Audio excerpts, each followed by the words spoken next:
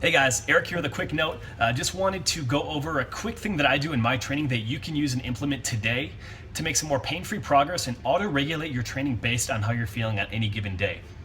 So if we flash back to my last training cycle, which was about 12 weeks long, ended about 2 weeks ago, everything was great, man. I went heavy, I went explosive, and I made some excellent gains in exercises like the front squat and the push jerk. Hit some PRs, which is always awesome. And anyway, yeah, so hit some really heavy, intensive stuff. And then it took about a week down. Body was starting to feel beat up towards the end, which is kind of what you expect when you're pushing the limit. So I had about 6 days off. During that time I traveled, was in Florida. And before that I hit some chiropractic work, some active release technique, and some cryotherapy just to knock out a couple aches and pains that go in here and there. So I was back in the gym the last couple days and things were going well.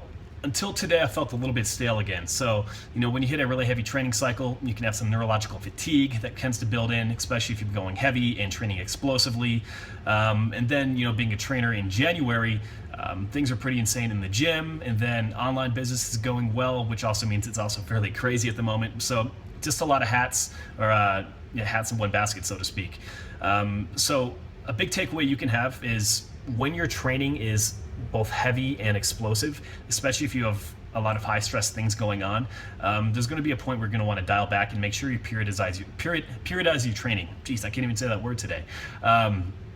So back to what I did today in the gym. Today I had power cleans as well as a push jerk, and then I hit some volume after that. But I was going through the power cleans and the push jerk, and I wasn't necessarily feeling as sharp as I would like to.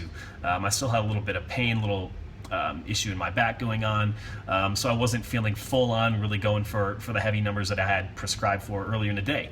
But a method I used for auto-regulation is called the 2 up, 2 down method. So with the 2 up, 2 down method, what you do is more or less you program in 2 reps higher or 2 reps lower than what you had originally planned for the day, and you still focus on maximizing technique and rep speed and all those different qualities that we're looking for directly within the workout as it pertains to your goals. So for me, because I was working on some heavy and explosive work, I decided, well, let's drop off 2 reps from a 5 rep set, which is quite a bit of volume for me. So I went 5 by 3, focused on triples, took a little bit more rest.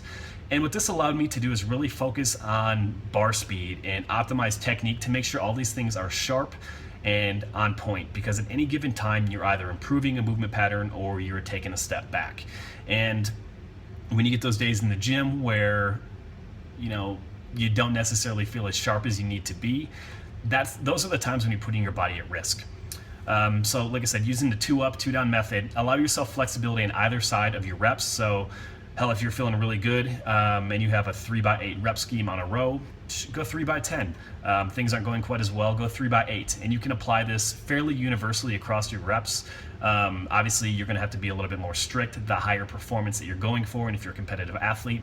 But, the end of the day, endlessly grinding your reps and hitting your reps because your piece of paper says you need to hit that many reps or you're not going to have a successful day is bullshit. It's going to come back to bite your ass later on in your training. It's going to come to the pain of a stubborn plateau or joint pain and chronic injury. So be careful and kind of choose your battles.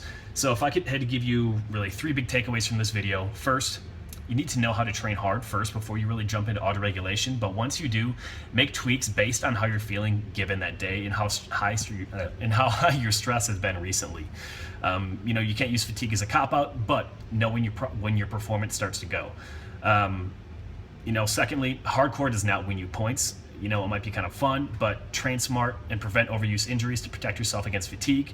And then most of all, when you're feeling good on a particular day, dial it up and go for it. But if you're not, take a step back, focus primarily on your execution of each rep, and make sure you're getting highest quality.